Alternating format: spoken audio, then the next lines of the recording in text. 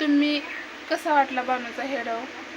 तर कसं असतं भाऊ बहिणीनं माहिती आहे का? एक तर मी साडी पण आणले नाही, काय नाही, आंघोळ केली तीच कपडे घातले, दिसली का तुम्हाला?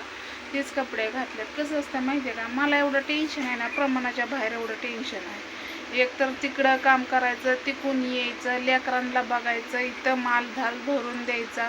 इथं दिवाळीचा मी कणसुद्धा खाल्ला नाही माहिती आहे का? माझ्या लेकरांनी खाल्ला ना, ते आताच मला आला. फक्त एवढंच की खोटं काय मला म्हणू नका. माझं जे तुम्हाला जर दिलासा देता येत नसेल तर मन दुखवून पण काय फायदा नाही, बरोबर आहे का नाही? एका व्यक्तीच्या मागं एका पुरुषाचा हात नाही आहे.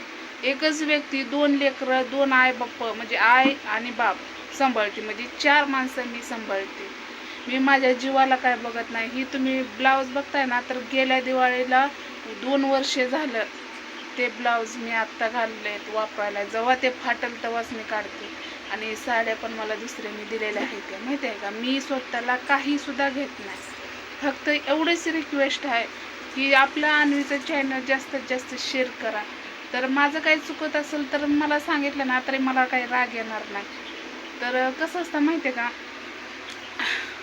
तर मी अन्वीकडेच हे करते. अन्वी आपली मस्तपैकी खेळ चाललाय. आता तिला जेवण आंघोळ चारली. कसं आहे, मला तर इथनं आलं ना हलू वाटत नाही, पण हल्ल्याशिवाय मार्ग नाही. कसं असतं, ज्या बाईच्या अंगावर जबाबदारी पडलेली असते ना, त्या बाईला ना क्षणसुद्धा म्हणजे महत्त्वाचा असतो. आणि मी असं कुणी मला काम 10 रुपयाचं तरी सांगितलं ना, तरी पण मी आनंदाने करते माहिती आहे का? म्हणून मी सांगते की माझं मन काय दुखवू नका. तुम्ही म्हणताल की बाई तुला कशाचं टेन्शन, एवढी जाड तर आहेच. तर माझी तब्येत जसं तुम्ही हेड्या बघता ना, तेव्हापासून तशीच आहे माझी तब्येत. माझी तब्येत काही कमी बी होत नाही आणि जाड पण होत नाही. जशी आहे तशीच आहे. किती टेन्शन घ्या, किती काय करा, किती आजारी पडा, मी काय कमी होत नाही. म्हणून तुम्ही बोलायच्या आधी ना एका व्यक्तीचा विचार करा आणि मग बोला. जर तुम्हाला असं आवडत असेल घाणं कमेंट्स करायला तर तुम्ही बिंदास करू शकता, त्याचं मला काहीच घेणं देणं नाही. फक्त याने करून की माझ्या या पूर्वीसाठी मी एवढी मरमर करते ना, तर तुम्हाला नाही शब्द सांगू शकत माहिती आहे का? फक्त हिला कळलं पाहिजे, जेवण बाथरूम व्यवस्थित बसून असे चालली म्हणजे लय कष्ट तर जाऊ द्या, पण हळूहळू तरी चालली पाहिजे ना, अशा अपेक्षा आहे माझी.